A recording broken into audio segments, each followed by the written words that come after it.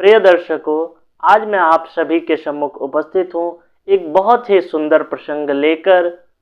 तमिल भाषा में लिखी महर्षि कंबन की इरामावतारम में कथा है कि रावण केवल शिव भक्त, विद्वान एवं वीर ही नहीं बल्कि अति मानववादी भी था। उसे भविष्य का पता था। वह जानता था कि श्री राम जी से जीत पाना उसके लिए असंभव है। एक बार श्री राम जी ने रावण के पास जामवंत जी को आचार्यत्व का निमंत्रण देने के लिए लंका भेजा। जामवंत जी बहुत ही दीर्घाकार थे। वे आकार में कुंभकर्ण से थोड़े ही छोटे थे। जब जामवंत जी लंका गए तो उन्हें देखकर बहुत ही अचंभा लगा कि लंका में जितने भी पहरेदार थे वे सभी हाथ जोड़कर उनका मार्गदर्शन कर रहे थे और स्वयं रावण को उन्हें राजद्वार पर अभिवादन का उपक्रम करते देख जामवंत ने मुस्कुराते हुए कहा कि मैं अभिनंदन का पात्र नहीं हूँ, मैं वनवासी राम का दूत बनकर आया हूँ। रावण ने सविनय कहा, आप हमारे पितामह के भाई हैं, इस नाते आप हमारे पूज्य हैं, कृपया आसन ग्रहण करें। यदि आप मेरा निवेदन स्वीकार करेंगे तभी मैं आपका संदेश सावधानी पूर्वक सुन सकूंगा। जामवंत जी ने कोई आपत्ति नहीं जताई। उन्होंने आसन ग्रहण किया। रावण ने भी अपना स्थान ग्रहण किया। तदुपरांत जामवंत जी ने पुनः सुनाया कि वनवासी राम ने सागर सेतु निर्माण उपरांत अब यथाशीघ्र महेश्वर लिंग विग्रह की स्थापना करना चाहते हैं। इस अनुष्ठान को संपन्न करने के लिए उन्होंने ब्राह्मण, वैदिज्ञ और शैव रावण को आचार्य पद पर वरण करने की इच्छा प्रकट की है। मैं उनकी ओर से आपको आमंत्रित करने आया हूँ। रावण ने मुस्कान भरे स्वर से पूछा, क्या राम द्वारा महेश्वर लिंग विग्रह स्थापना लंका विजय की कामना से किया जा रहा है? इस पर जामवंत जी ने कहा, बिल्कुल ठीक कह रहे हैं आप, परंतु श्री राम की महेश्वर के चरणों में पूर्ण भक्ति है। इस पर रावण ने कहा, आप पधारे, यजमान उचित अधिकारी है, उसे अपने दूत को संरक्षण देना आता है।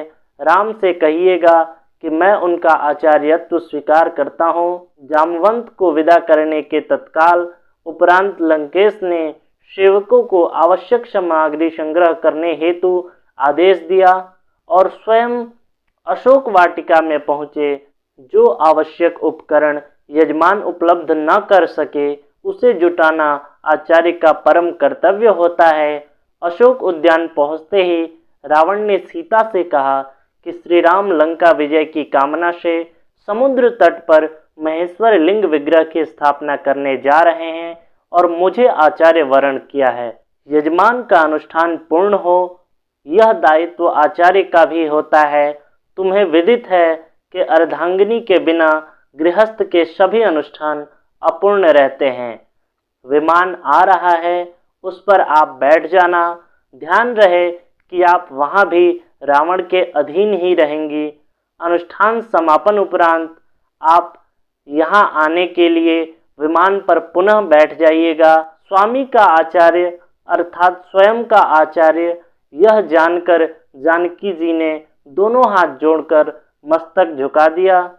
स्वस्थ कंठ से सौभाग्यवती भवः कहते हुए रावण ने दोनों हाथ उठाकर भरपूर आशीर्वाद दिया।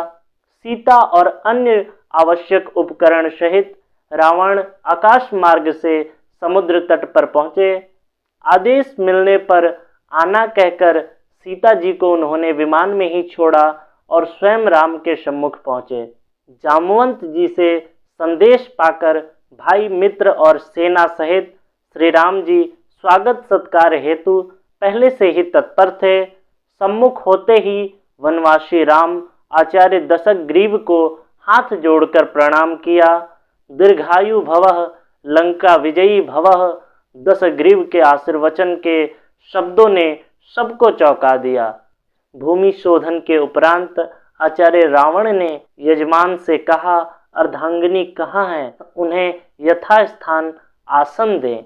इस पर श्री राम ने मस्तक झुकाते हुए हाथ जोड़कर अत्यंत विनम्र स्वर से प्रार्थना की कि यदि यजमान असमर्थ हो तो यज्ञाचार्य सर्वोत्कृष्ट विकल्प के अभाव में अन्य समक्ष विकल्प से भी अनुष्ठान संपादन कर सकते हैं। इस पर रावण ने कहा, अवश्य अवश्य, किंतु अन्य विकल्प के अभाव में ऐसा संभव है, प्रमुख विकल्प के अभाव में नहीं। यदि तुम अविवाहित, विधुर अथवा परित्यक्त होते तो संभव था। इन सबके अतिरिक्त तुम सन्यासी भी नहीं हो और पत्नीहीन वानप्रस्थ का भी तुमने व्रत नहीं लिया है। इन परिस्थितियों में पत्नी रहित अनुष्ठान तुम कैसे कर सकते हो? इस पर श्री राम जी ने कहा, कोई और उपाय आचार्य? इस पर रावण ने कहा, आचार्य, आवश्यक साधन, उपकरण, अनुष्ठान उपरांत वापस ले जाते हैं। अगर तुम्हें यह बात स्वीकार हो तो किसी को भेज दो। सागर सन्निकट पुष्पक विमान में यजमान पत्नी विराजमान हैं। श्री राम ने हाथ जोड़कर मस्तक झुकाते हुए मौन भाव से इस सर्वश्रेष्ठ युक्ति को स्वीकार किया। श्री राम जी के कहने पर विभीषण जी मंत्रियों सहित पुष्पक विमान तक गए और सीता जी को लेकर यज्ञ स्थल लौटे। अर्ध यजमान के पार्श्व में बैठो अर्ध यजमान, रावण ने सीता जी को यह कहकर आदेश दिया। आचार्य के इस आदेश को वैदेही जी ने पालन किया। गणपति पूजन, कलश स्थापन और नवग्रह पूजन उपरांत आचार्य ने पूछा, लिंग विग्रह? यजमान ने निवेदन किया कि उसे लेने गत रात्रि के प्रथम पहर से पवन पुत्र कैलाश गए हुए हैं, अभी तक लौटे नहीं हैं, आते ही होंगे। इस पर आचार्य रावण ने आदेश दिया, विलंब नहीं किया जा सकता, उत्तम मुहूर्त उपस्थित है, इसीलिए यजमान पत्नी बालू का लिंग विग्रह स्वयं बना ले। जनक नंदिनी ने स्वयं के कर कमलों से समुद्र तट की आर्द्र रेणुकाओं से आचार्य के निर्देशन में लिंग निर्माण किया। इसके बाद आचार्य ने परिपूर्ण विधि विधान से अनुष्ठान संपन्न कराया। इसके बाद श्री राम जी ने पूछा, आचार्य आपकी दक्षिणा? इस पर रावण ने कहा, घबराओ नहीं यजमान, स्वर्णपुरी के स्वामी की दक्षिणा संपत्ति नहीं हो सकती। आचार्य जानते हैं कि उनका यजमान वर्तमान में वनवासी है, लेकिन फिर भी राम अपने आचार्य की जो भी मांग हो उसे पूर्ण करने की प्रतिज्ञा करते हैं। तो सुनो, आचार्य जब मृत्युशैया ग्रहण करे तब यजमान उसके सम्मुख उपस्थित हो, यही मेरी दक्षिणा है। इस पर ऐसा ही होगा आचार्य, कहकर यजमान ने वचन दिया और समय आने पर निभाया भी। यह दृश्य वार्ता देख सुनकर उपस्थित समस्त जन समुदाय के नयनाभिराम प्रेमाश्रु जल से भर गए। सभी ने एक साथ एक स्वर में सच्ची श्रद्धा के साथ इस अद्भुत आचार्य को प्रणाम किया। रावण जैसा भविष्य दृष्टा ने जो दक्षिणा मांगी, उससे बड़ी दक्षिणा क्या हो सकती थी। आप जब भी रामेश्वरम जाएंगे तो रामेश्वरम देवी स्थान में लिखा हुआ है कि इस ज्योतिर्लिंग की स्थापना श्री राम ने रावण द्वारा कराई थी। तो प्रिय दर्शकों, आप सभी को कैसा लगा यह प्रसंग कमेंट बॉक्स में ज़रूर बताइएगा।